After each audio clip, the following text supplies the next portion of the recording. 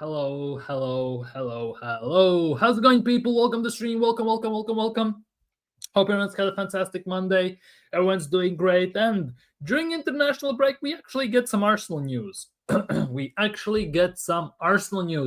Some of them are positive. I'm not gonna lie, some of them are positive, but some of them are also quite negative. Let's just put it that way. So we'll see where this leads. We'll see where this goes. But today we're going to talk about Arsenal. Odegaard is out 6 to 8 weeks. He is scheduled to be back after the November international break, so on November 23rd. After that, Arsenal are open to selling Jesus in January, which is obviously some fantastic news. I'm not gonna lie. Getting the 265 grand of the wage bill would be quite fantastic. And of course, which is some worrying news at the same time. It's good because, well, it just shows how good our team is. Let's just put it that way. Real Madrid themselves apparently has sent their own scouts to see England's under 21 games where Max Dowman played. So Real Madrid are scouting Max Dowman. Let's just put it that way. So obviously a bit of a worry at the same time. Shouldn't be a worry. So we'll see what is what. But yeah, people, smash the like button if you haven't already. Subscribe if you're new. And let's get into it. Big up Mubarak. Hope you're doing well, my girl. The situation about Odegaard. It is an issue because squad depth obviously is necessary. But also it could be a blessing in disguise in terms of Eze playing the 10, when Yeri getting some minutes. Although before Odegaard was when Odegaard was out, when Yeri didn't get that many minutes in the 10, Merino played more. So we'll see how that goes. Jesus, any team with good offer, please. Yes, allow him to leave. Exactly. Get the Jesus out ASAP. Big up Marlon. Hope you're doing well. Hope you're doing well today, my bro.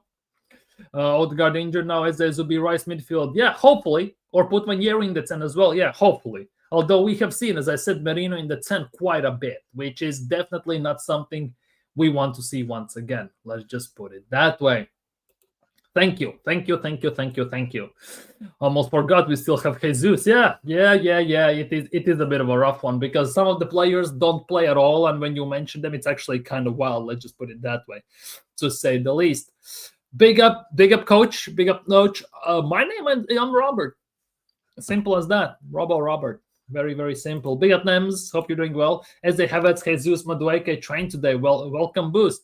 To be honest, yeah, Eze definitely. Well, Eze, it's not that big of an issue, but Madueke, whether you like him or not, at least he's something different in our team, so that is good news. Jesus in the training is great news because it also would mean that there is a possibility we actually could sell him in January, as the reports are suggesting. Let's just put it that way. Havertz is it's good to be back for squad depth, but if it's going to happen what people are suggesting that it's going to happen, then it's very bad news. Let's just put it that way. Then definitely for me, it's not that great of a news. And the reason why I say it's not that great of a news mostly is this, which is a worry. I'm not gonna lie, it is a worry for me personally. So let's see what you people think about this. Because, yeah, as I said, it is a bit of a worry to say the least. Because according to Izan Khan and some other sources, let's just put it that way, it was understood that if Kai Havertz didn't sustain an injury, he would have started the campaign, basically the Premier League season, as a striker over Gyökeres. So there was no intention playing them together, first of all.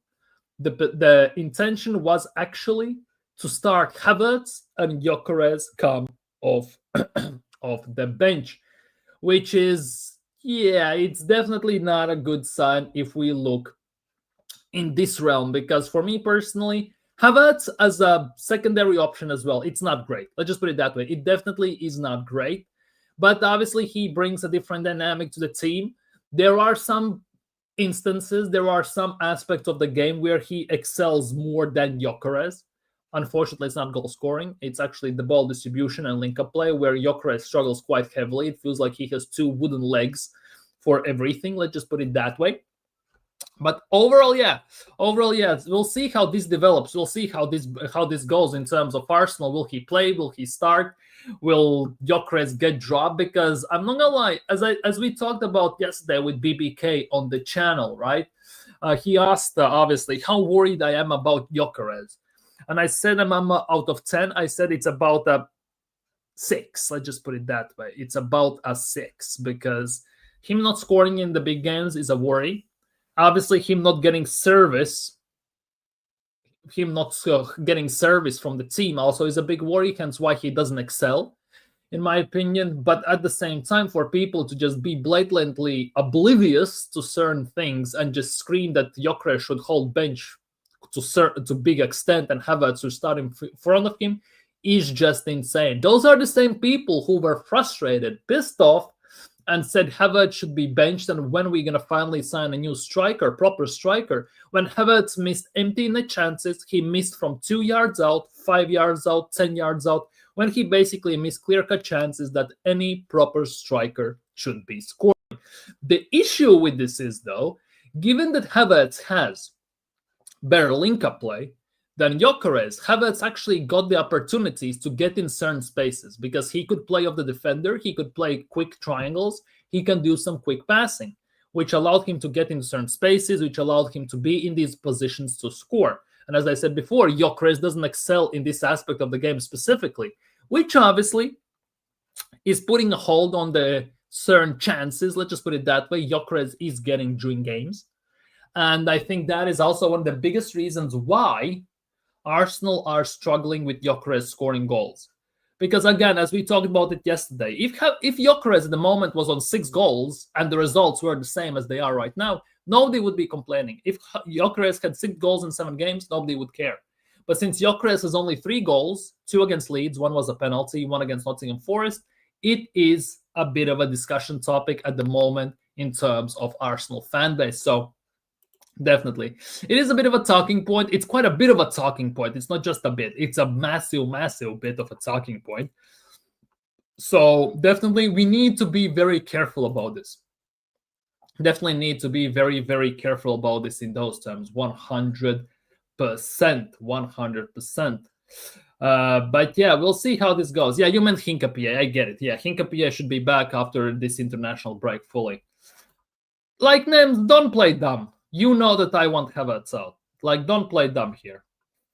Hold the play. Havertz is good, but space invades most of the time. Yeah, that is the thing. The thing is, Havertz excels at certain parts of the game where Gyökeres doesn't, and Gyökeres excels at a more important, to some extent, part of the game where Havertz doesn't. If you could have the best of both worlds, it would be ideal, but unfortunately you don't, and that is the big issue. The issue is Havertz gets in position to miss. Gyökeres wants tap-ins only. Nah, he doesn't want tap-ins only. Arsenal play in a way where it doesn't support Gyökeres. Don't be also blind to that. Let's just put it that way. Like, the red flag that striker is missing, it is a red flag, but that is more to the team than it's Gyökeres. Because I haven't seen overall a game where, in Premier League definitely, where Arsenal would create 3-4 clear-cut chances for Gyökeres to score and he misses. Because if he misses, then you can start to say that it is a red flag, it is an issue. But only game where Gyökeres got some of the chances was one against Olympiacos, where they played a bit of a high line, where Odegaard had more time to play the through balls to him. And those were fantastic through balls, to be honest. It's just a shame he didn't score. Obviously, Martinelli scored one of those.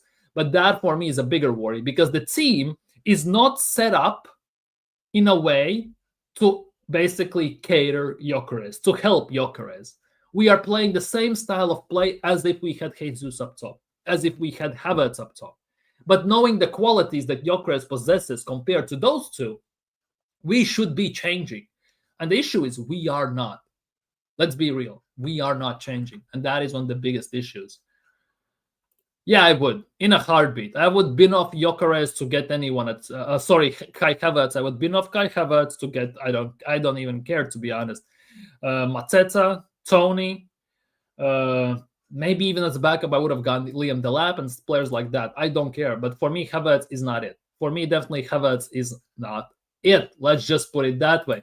And obviously, that is big questions to Mikel Arteta. Those are big questions to the team because team can only get you that far. You also need someone with head on their shoulders.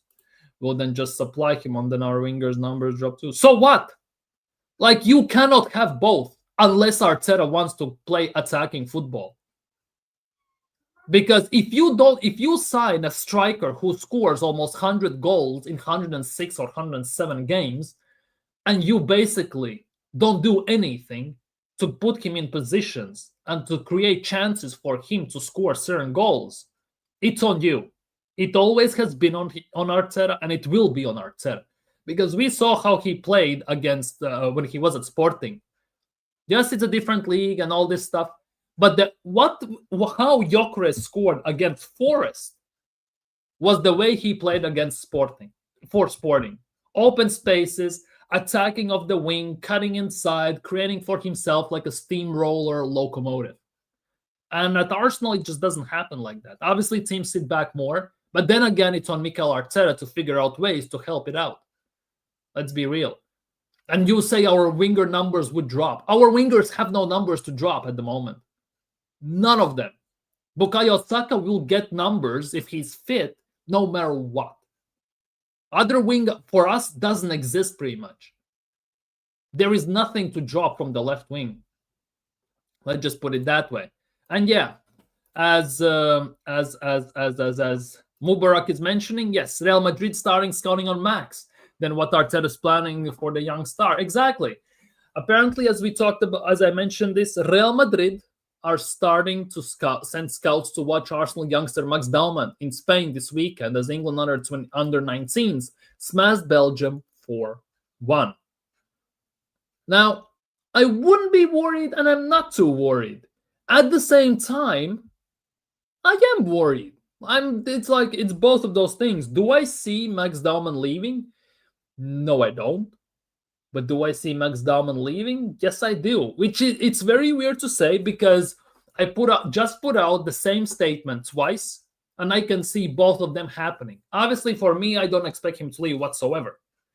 But given how good he is, arguably he already is better than some of our attackers in general, and he's not getting any game time. Yes, he's only 15. He's going to be 16 soon and all this stuff. But he should be getting time.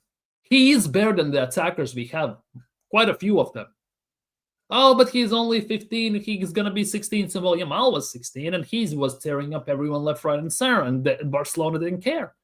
Arsenal care all of a sudden. We are not that team, unfortunately. And that, to some extent, is one of our biggest issues as well. We used to have such good young talents, and we played them. Obviously, Cesc Fabregas, Jack Wilshere, and everyone like that, but it is what it is at the same time. I don't know, because if Max Dowman leaves, Arteta will be crucified by the fan base. I would expect that 100%.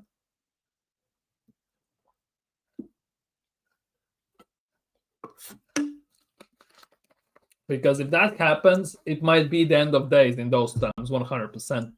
We already had this talk about Ranieri. Now we are having very similar, to some extent, same discussion about Ethan Ranieri, and that is already a worry.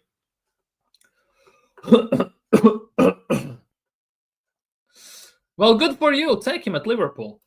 Jesus' price tag, I would expect 20 to 30 million, something like that, depending on where he goes, because Saudis definitely can afford to pay quite a bit. Maybe Brazil for the nostalgia effect, Palmeiras and all this stuff also would be a potential option. For me, the nuts part is the fact that last summer, Arsenal got offered, 45 million for Jesus when he was still recovering, right? And we didn't take it. We just kept him. He just kept him. And that for me now is the biggest issue. Because who would have seen Jesus getting injured once again? I could. I was. I expected that to some extent. And you just know that it's not great that if you already expect a player to get injured and it's happening. It's definitely not a great sign because, for example, if I can do it, you would expect also the medical staff to see it as well. And that for me is another big worry in those terms. Let's just put it that way. But I guess it is what it is. Yeah, shove it where the sun doesn't shine. You're not getting him. I'd be worried if we had Edu, we have Berta. When Madrid come to London, Berta will get whacked. Not really. Yeah, I definitely would expect that. Andrea Berta absolutely vetoes the selling of Max Dowman. And let's be real, I would expect the Arsenal fan base as well to definitely go on a riot if that happens. Because it's very rarely when you have some, I don't want to say generational, but top young prospects coming through academy to that extent. You usually see one or two in about 10 years. If you're lucky, maybe in 8, 7. We have had 2 in span of 2 years after Bukayo Saka. Like that for me just shows that we have the quality. It's just an issue that, well, they don't get game time. And that at the moment is the biggest worry. Yes, he's 15, going to be 16. Yes, Wanyeri is still young. But why we are the only team that takes time with it? Yes, and that for me is the biggest worry.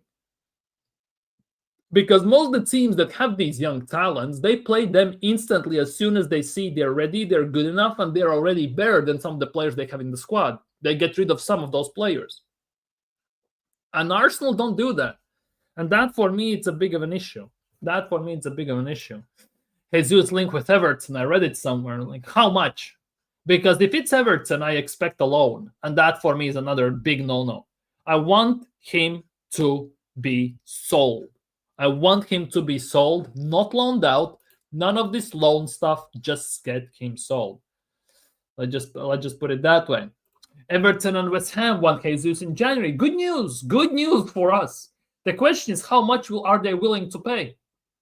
Because again, as I said, loan, no thanks. Get him out, and that's it. Because Gabriel Jesus' contract, let me check this quickly before I speak so I don't get this wrong, runs out in year and a half. In 30th of June of 2027, which means if he even goes out on loan for half season, he comes back, he has 1 year left on his deal. It would be a worry. It still would be a worry. And also, is there a guarantee that he will stay fit in those teams? No, there's not. So technically speaking, it would be much more opportunistic to look for a sell first to get him off the books. Because if he gets injured in any of those teams, he comes back and we have to again deal with an injured Jesus, he's going to leave for free at the end of the next season. Like that again is a big issue. Yeah, Wilshere got the Luton job. Yeah, I saw that. Let's see how he does there. He was at Norwich and everything. Let's see how he does that. Definitely alone. And that for me is a bit of, again, a worry. That's an issue for me. Let's just put it that way. Because I don't want to see a loan. I want to see a sale. I want them to get sold. And if it was Edu, I would expect a loan. With Andrea Berta, you never know. For me personally. Definitely. Yeah, Jesus has gone down the Tomiyasu route. To be honest, Jesus started the Tomiyasu route. He basically did the blueprint, and Tommy just paved the way. Like if we are looking at it from that point of view, I just say it as it is. Unfortunately, yeah, loan most likely. But for me personally, it shouldn't be an option. But it looks like it will be. Unfortunately, Everton with Grealish and Jesus should be interesting to watch. Oh, 100%. The link-up play and everything would be quite fantastic to watch. The question still, again, is how fit will be Jesus? Will he stay injury-free there? Because if he stays injury-free and he gets, for example, decent spell for that half a season at Everton, there's a possibility in the summer we can sell him for increased amount. Let's just say he will have increased value for the sake of an argument, right? But again, if he goes to Everton, West Ham, he gets injured, again, he comes back, there is no chance in hell we are selling him. No chance in hell we are selling him, which means his contract will run out in June 30th on 2027, and he's going to be gone for free, unfortunately. And for Arsenal to build more sustainable model, to sign maybe better players, Getting rid of Jesus' 265,000 a week contract is absolutely necessary, in my point of view. But I guess we'll see. We'll see. But time only will tell. Definitely, time only will tell. But yeah, there are some injury-prone players, which is a big issue. Let's just put it that way.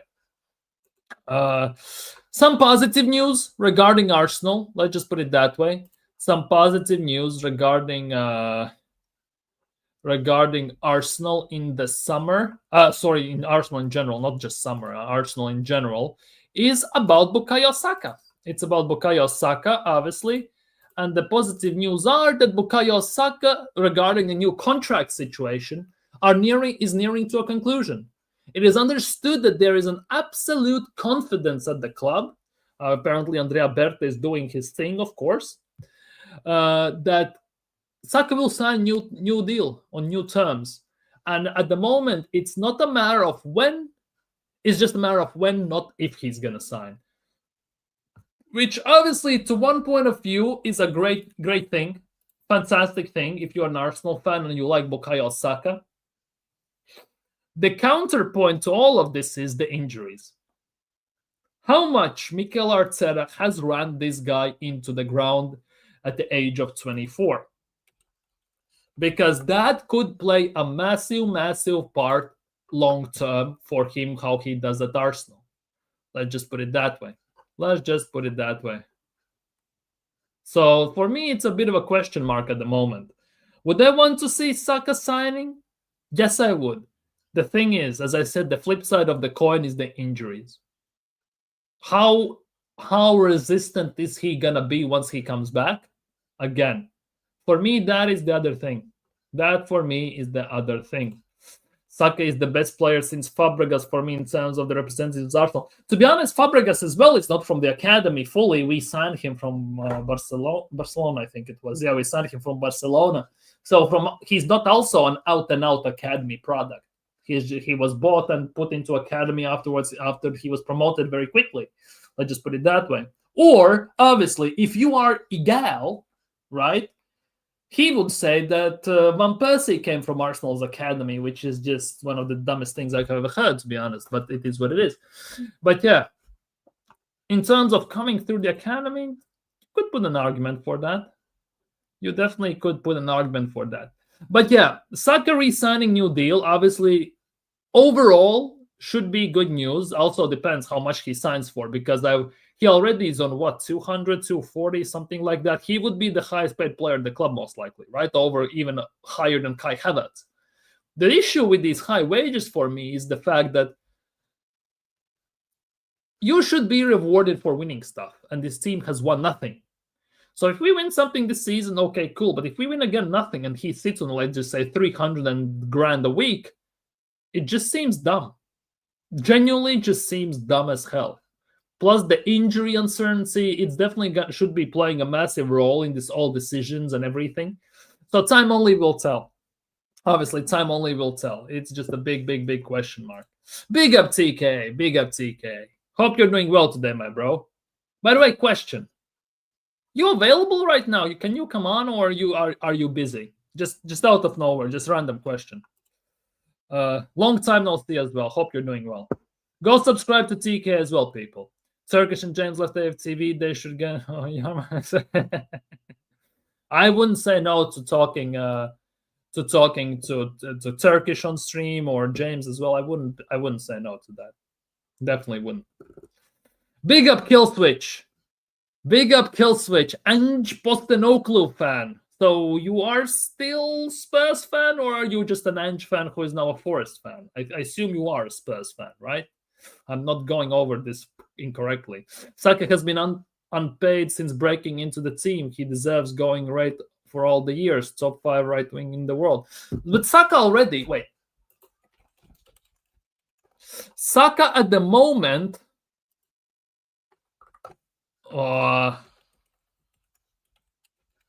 Saka at the moment is on... Saka at the moment is on 200 grand a week, which No, wait. He's expected to get 300 grand. He is expected to get 300 grand a week. But 300 grand for me seems hella a lot. For me, for the fact that he wins nothing, it is a bit. It just doesn't make sense, because if you overpay these players and everything and it doesn't work out, you kind of running your wage bill in a way that next time you're gonna sign someone, you will have to pay them 400 grand, and it genuinely sounds stupid as hell. I just put it that way. I wouldn't mind that. Crap, 6 years, nothing but second mean. Yeah, basically. Oh, okay. Enjoy your time. Hope your job is well, everything is well. Netherlands won, Turkey won. So hope you're doing absolutely fantastic. Ooh, interesting. Sean Deitch. We eat wood, we chew concrete, and flush it down with some diesel. And all this stuff. It's because of Havertz's contract, if we are honest. He's not going to say yes to 250 if Havertz ends. To be honest, like, it all started with Jesus. It all started with Gabriel Jesus, because he was on 265. Jesus was on 265. Then we signed Havertz on 285. And for absolutely nothing. And now we are willing to do that for Saka. I get that they want to keep the player, but you need to take some sort of emotional attachment to these things out of the equation, because it feels like sometimes when people talk about players, when they talk about wages and they try to justify certain things, there is more emotional attachment involved than anything else. That for me is the other thing. Jesus Havertz getting 280 alone, they've given some reason to sack the shit manager. And what's wrong with words ever since he said, like, we'll see. He represents the club well Saka deserves it. Never complained on low wages, high output, high numbers. I get it. I absolutely get it.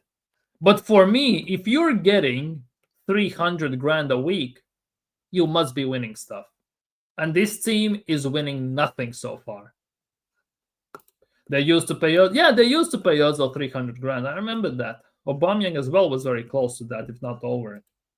And those two contracts, by the way, ruined those two players, because somehow they were very good until they got the 300 grand contracts. Then after that, once they got the 300 grand a week deals, they just disappeared. Let's hope we can compensate by sending away Jesus. Yeah, if we sell Jesus and let's just say and then Bukayo gets the 300 grand, it's not that big of a deal, right? Obviously, with Saka, the injuries for me is a bit of a question mark, how he's going to recover and how they're going to influence his future. But if we get rid of Jesus, we sell him, and then we sign Saka on 300, it would make more of sense. In those terms, yeah. 250 to 400 is the going rate for elite players. Look at PSG and Madrid players. That's Saka's level.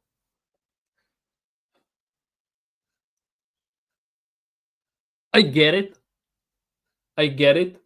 But I need to see some merits behind the name to justify it. Because if I at my job would get,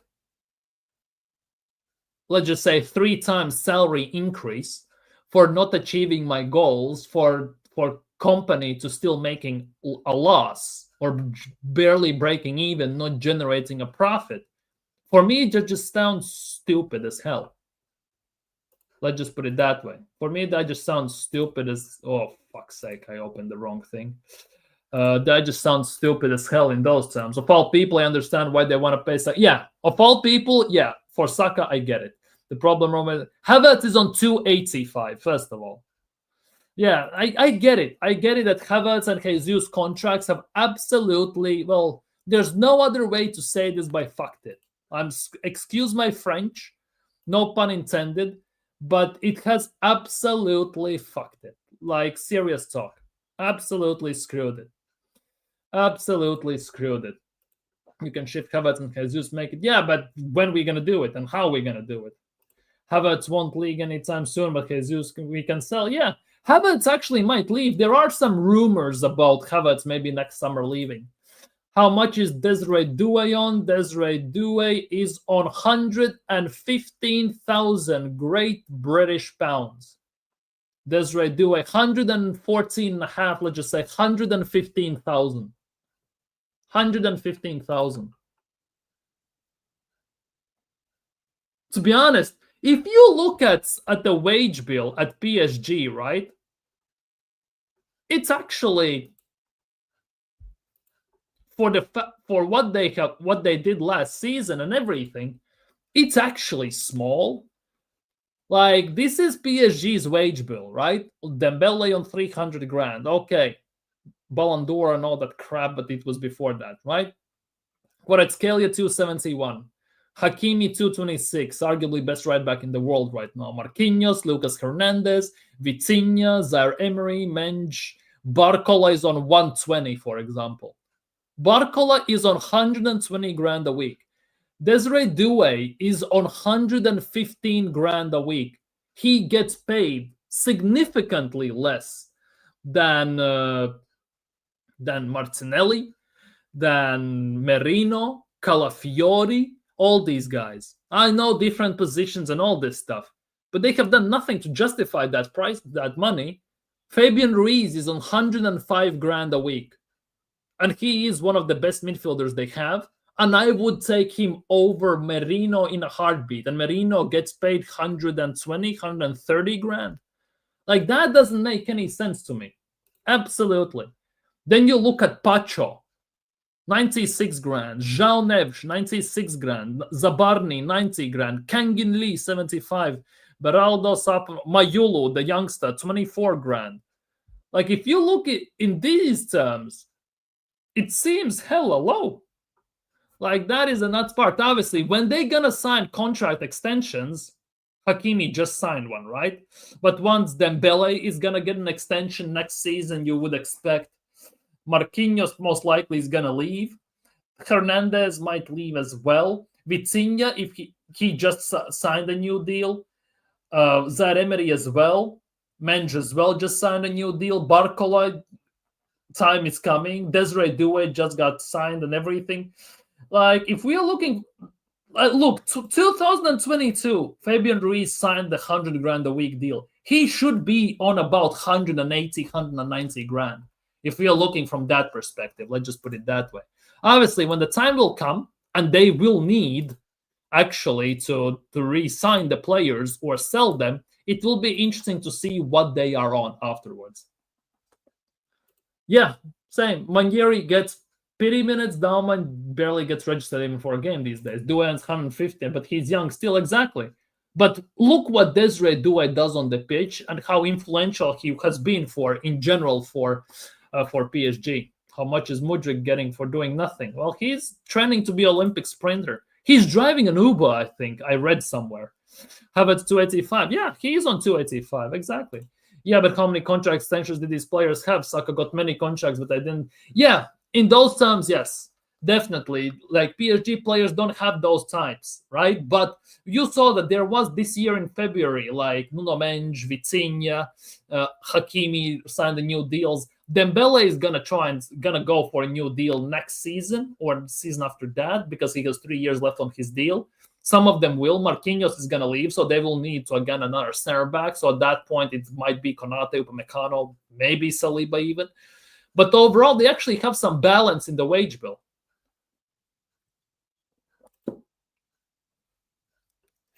Yeah. Totally, I get this. And this club is not serious. This is a joke. Jesus Havertz getting that much for doing nothing. To be honest, yeah, Havertz and Jesus are getting paid more or the same as what's-its-face, as Kvaratskhelia. Lucas Hernandez on 220 is a madness. That is a nuts one. Definitely that is a wild one. Lucas Hernandez on 220. Like, let's just put it that way. How much is Gordon on looking at EPL wages? Usually higher because EPL money reaches league. Gordon, right? That's Newcastle. Where is it? Let's check this. Newcastle. Let me share the screen. There we go. Newcastle. Anthony Gordon is on 150. Anthony Gordon is on 150. The highest paid player at Newcastle is Bruno Guimaraes after Isak has left. And that is on 160. 160, you know. Seems kind of wild. Seems kind of wild. We're going to look at it in a second, Gabriel and everyone else. And elsewhere, yeah. Not too sure. PSG players have the Jordan Brand bonuses that's not showing. Yeah, definitely. It's the same as Man City. Like there are some players who are, let's just say, on 100 grand a week. But if they achieve goals, they get like stupid money from that. Who are your top 3 favorite players currently? All teams. All teams. Lamine Yamal. That's one. Not in any specific order. Top 3 favorite players at the moment overall, right? Lamine Yamal. I'm just going from top of my head. I cannot lie. I'm just going through these. I'm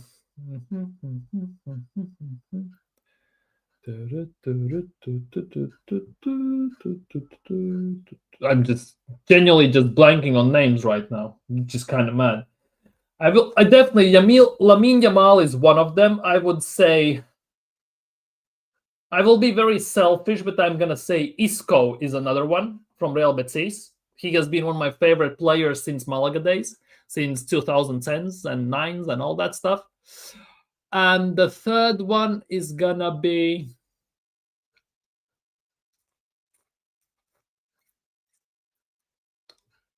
wait a minute. Let me go through players in my head.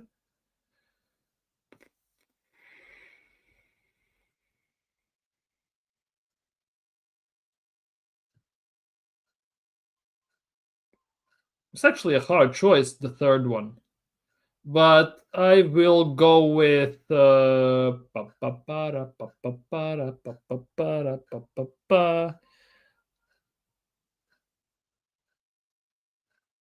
actually, I'm blanking on the third one, which is kind of nuts if you ask me, but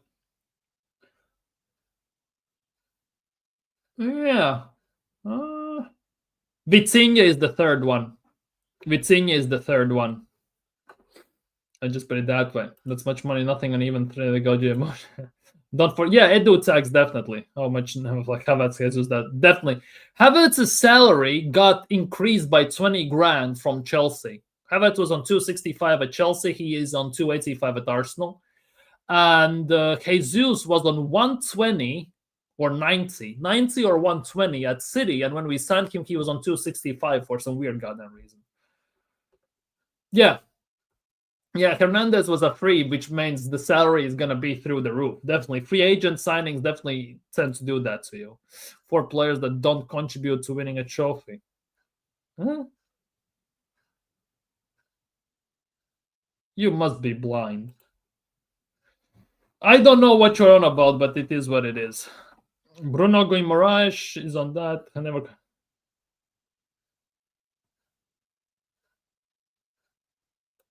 Who? 4 players. Who? But yeah, wait. Let me check this. Where is Arsenal wage bill? Somebody asked about Gabriel and somebody else. Who was it? Gabriel and Raya. Here we go.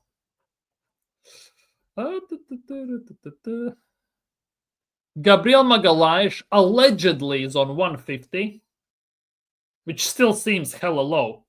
David Raya is gonna get an increase. He is signing a new deal very, very soon. His salary is gonna go to like 150 to 200.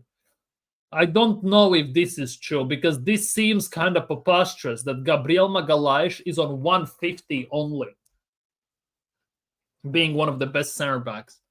That for me seems kind of preposterous if you ask me. But yeah, these two are insane. These two are insane, to say the least. Trossard signed a contract extension with no extra year, just increased money. Yeah. How much is on Trossard? It hasn't been updated yet, though. It hasn't been updated yet. He was on 90. He's still on 90. He's still on 90, hasn't been updated as of yet. Oh, I see. What have they done as to win? No, they have done nothing, to be honest. So that is another thing.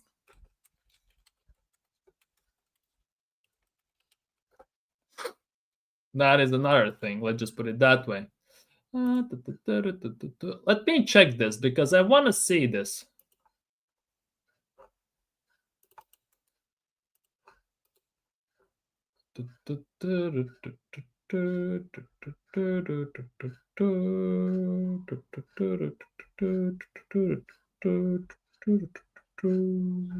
Yeah. I get it. Yeah.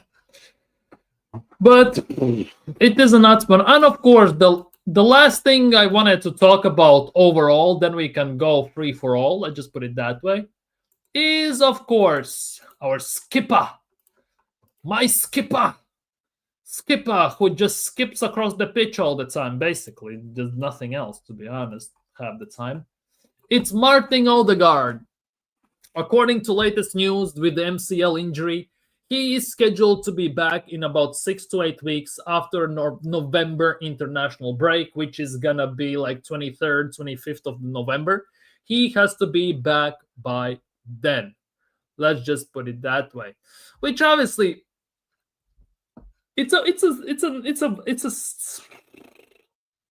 from human perspective, for me, it's a sad one because I don't want to see any player to get injured, even it's for my fiercest rival.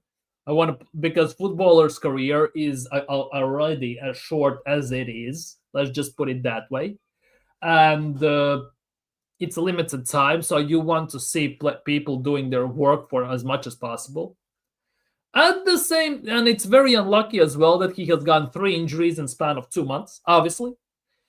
But also, without Odegaard, we have been very good.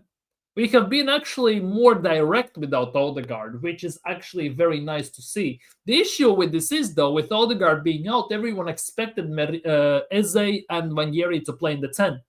And unfortunately, we have seen more Merino in the 10 than anything, which is the most frustrating bit in this. And now that we have upcoming games against teams like Palace, against Fulham, Sunderland, and all these teams, I am expecting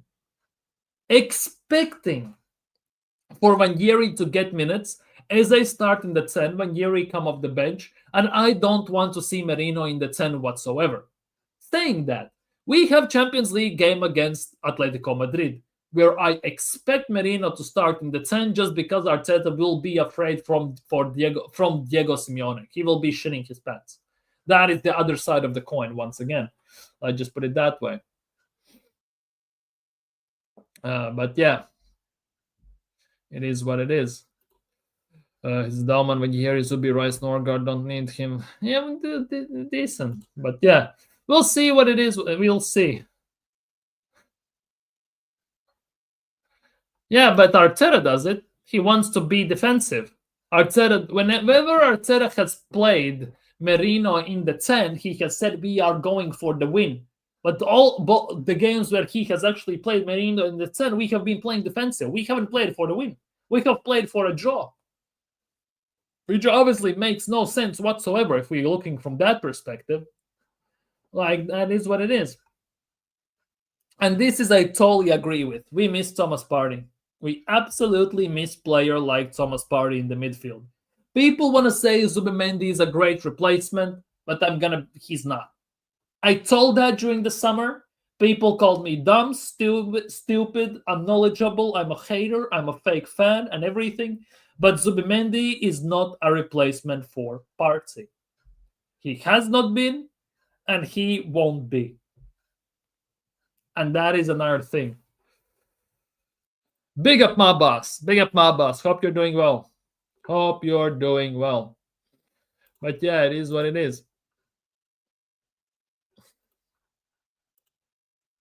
So, I didn't expect them even to qualify. Didn't even expect them to qualify. Seriously, didn't expect them even to qualify. Sweden's national team is just down in the dumps heavily.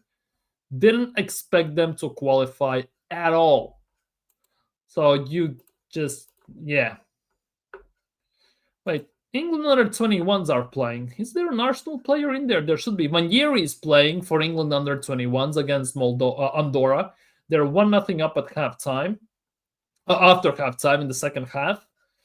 Very, very interesting. Any other Arsenal players? No other Arsenal players. We'll see how that's going to go for them. But yeah, what's happening even in World Cup qualifiers? Holy moly! People, le people, look at this scene. Are you seeing what I'm seeing? I wanted Fabian Ruiz instead of Merino. I wanted him, and people said that Merino is better. No chance in hell. No way, shape, or form. Much rather have... I kid you not. I genuinely kid you not. I much rather have James Milner in the midfield rather than Merino. Yeah, Rice should be playing in the 6. Rice should be playing in the 6. Zubimendi is an addition to the team. Okay, cool. But he has been brought in as a replacement for Partey, and that is never going to work. And when you read these news that if Andrea Berta would have come before January into the team, Arsenal might have not even signed Zubimendi, because in Andrea Berta's vision and mind, he had about 3-4 players above him.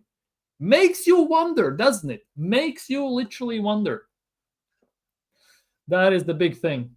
But yeah. Are you seeing that France are losing to Iceland? People, are you seeing this?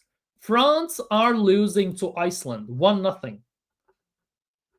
What the heck? What is France's lineup even? Magnan, Conde, Upamecano, Saliba, Digne, Kone, Camavinga, Thauvin, Olise, Mateta, and Nkunku. They should be winning this game. They should be. What are the stats saying? Well, to be honest, like France are dominating to the maximum extent. They just cannot put the ball into the net. 11 shots, 5 on target. Their goalkeeper is on 8.3 rating, just carrying the team heavily. Let's just put it that way. Let's just put it like that's Zidane time, basically. Or bring him to Arsenal. Wouldn't say no to that. Germany beating Northern Ireland. Well, that shouldn't be that difficult. Voltemade scored, by the way. And Ballard scored as well for Northern Ireland, but that was offside. It could have been 1-1, ironically enough. Interesting, to be honest. What is Germany's lineup? Baumann, Raum, Schlotterbeck, Ta, Kimmich, Pavlovic, Goretzka, Adeyemi. Adeyemi is dropping a stinker and a half. Gnabry. Florian Wirtz is playing for Germany, and he has done absolutely nothing in that game, by the way. Absolutely nothing in that game. Nah, Brazil are not going to do it. Brazil are not going to do it. Kosovo 1-0. Ukraine against Azerbaijan 1-1. Malinovsky. What are the lineups for Ukraine? Zinchenko is not even playing. Wait, Rebrov didn't even take Zinchenko into the team. Oh, lol. What a fall from grace. What a fall from grace. But yeah, interesting. What else is happening here? Belgium are winning against Wales. Rodon scored for Wales. De Bruyne and Meunier have scored for Belgium. Interesting, to say the least. Very, very, very interesting. But obviously, the highlight of all of this is the fact that France are losing somehow to Iceland. Now, I'm not saying this is the lineup that France has out. It's a weird lineup, isn't it? Like Magnan, Conde, Upamecano, Saliba, Digne, Thauvin, Camavinga, Kone, Olise, Mateta, and Nkunku. This is the lineup that France has out for the game. Look at the ratings for Iceland's defense, specifically the right side, by the way. Goalkeeper, right center back, and right back. They're off the charts, to say the least. Now, what does France have on the bench? Akliuche, Chevalier, Coman, Ekitike, Gusto, Hernandez, the brother, Pavard, Rabion, Samba, and Thuram. They have nothing on the bench that can change the game too much. With Mbappe is injured as well, by the way, so they are struggling a bit. They definitely are struggling a bit. Let's just put it that way. Alisson, Magalhaes, Marquinhos, Joelinton, Vini, Richarlison, Martinelli. They have a chance, but I think they gonna get to like quarterfinals. I think it's gonna be quarterfinal story. The Shams get out of French side. To be honest, it's not the best French side, is it? Like Maignan should be in the goal, Koundé, Saliba. Like there are not many. Like there is no Dembele, no Barcola, no Doué, no Chouameni. None of the guys that usually should be playing. So, like it's also understandable they have a bit of a secondary team, but at the same time, this team should be good enough to be beating Iceland, shouldn't it?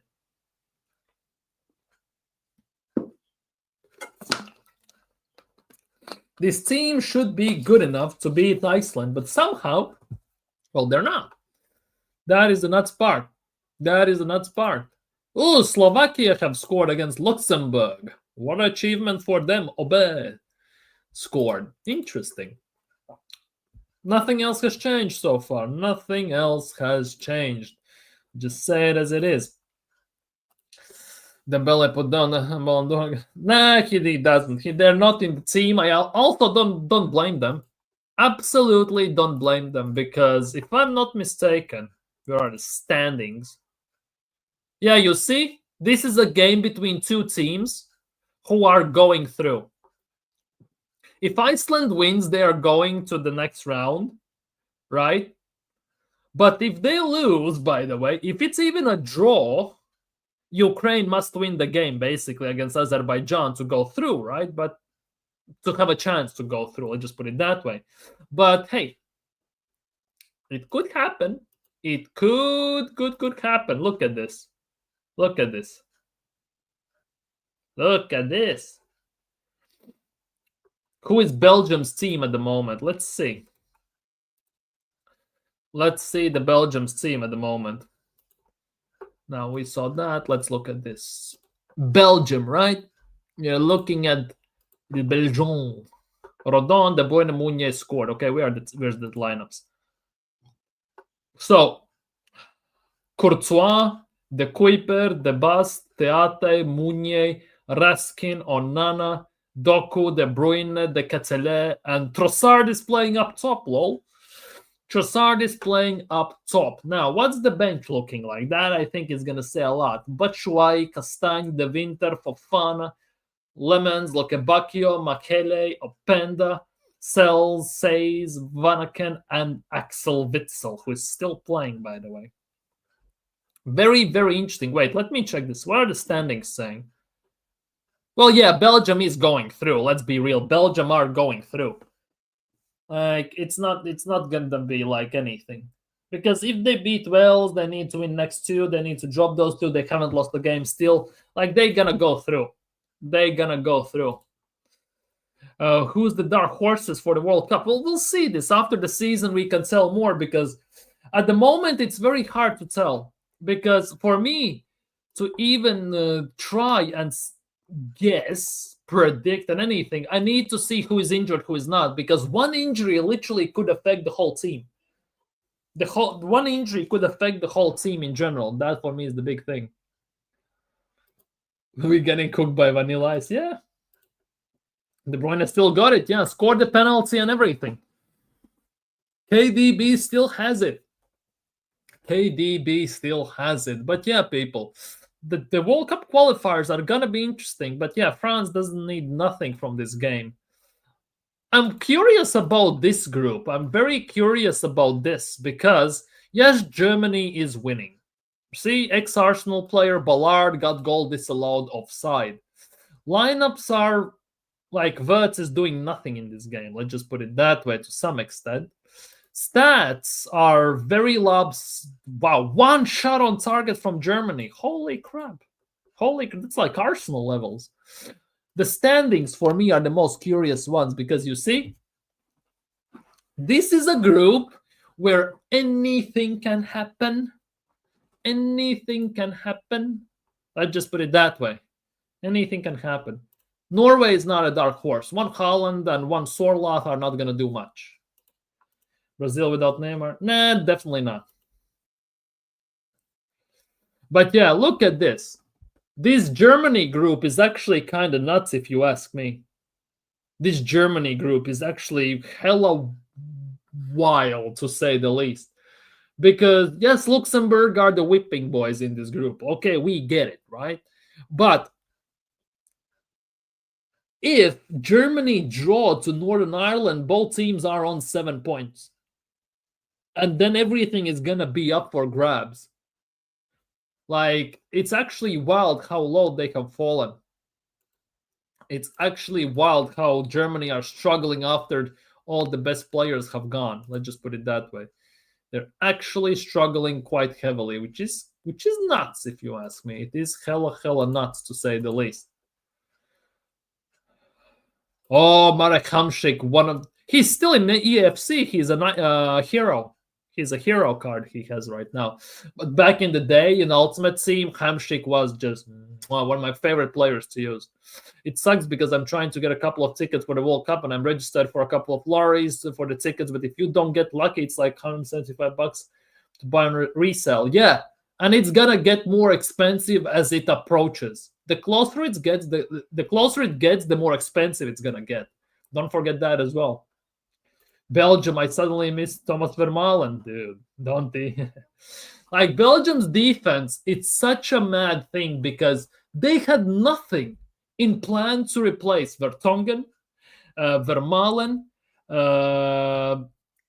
Alderweireld. They have nothing in the place to replace them. They have Maele and all these players, Teatse. They are not it. They're nothing. They didn't have plan to replace them as well. Every coach from lately getting Arteta's curse. Yeah. Hamšík in Napoli with Mertens. Yeah. It was a masterpiece. Yeah. Those were the days. Mertens together with Hamšík. That was a joy to watch. That was a joy to watch.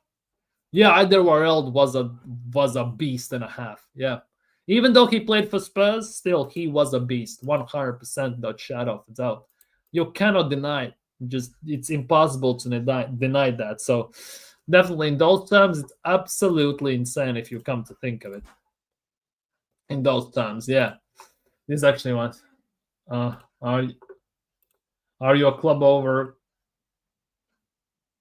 What do you mean by that? What do you mean by that? Are you a club over county? That I don't have county, then country. What do you mean by that specifically? Yeah, definitely. Yeah, proper football. Yeah. Proper football. Proper football. Yeah. Back in the day, the Parma team, Palermo, and all these teams when they had, Dybalas and everything, Fiorentina, when Salah was there, even like that before everything, like those teams, like with Di Natale at Udinese, just like some proper football back in the day. These days it's just like that's about it. Let's just put it that way. So these days it's a bit different. Fernando Torres and El Nino in Spain and everything. Like, Fernando Torres in Liverpool was phenomenal as well. Let's be real. Like, support club or support country if you had to pick one. So you basically are making me choose between Arsenal and my national team, who literally is as useful as an umbrella on a sunny day in football. Like, come on, man. If you put me in right now, let's just say, if Arsenal win, for example, Premier League this season, or my country wins Euros or qualifies for the World Cup or some crap like that, that would be a different topic. But if I have to choose between my national team or I have to choose between Arsenal, it's Arsenal. Because my national team, bro, we get whipped by Andorra. It's 2-2. We played against Andorra and we drew to them 2-2. Come on, man. For me, because my national team is just irrelevant argument. Literally irrelevant argument in this. It's a moot point if we are picking that as one of the metrics. If we talk basketball, if we talk hockey, then we can discuss these things, right? If we're talking strictly football, I'm sorry. I love my country. I love my national team. But if I have to choose to watch my national team or Arsenal, I much rather watch Arsenal, even with Arteta at the wheel, by the way. And that says a lot, because with Arteta at the wheel, we still can win a game. My national team cannot win a game to save their lives. Against Andorra, yes, but against Serbia and everything, it's a completely different story. And just put it that way. But yeah, in those terms, I guess it is what it is. But yeah, people, I think for the day I'm going to be signing off. 10 past 11 my time. Need to relax, need to chill, need to do some stuff still before I go to bed and everything. So for today, I'm going to be signing off. And for the last question, yes, I'm watching. It's Virslīga. It's what it is. It's Virslīga, yes. And I'm watching it. I am. But yeah, for today, I'm going to be signing off. So take care, people. Have a nice evening. Have a nice day tomorrow. Enjoy your time. Smash the like. Subscribe if you're new. But for today, I'm going to be signing off. So take care. Stay safe. And see you very, very, very, very soon. Peace.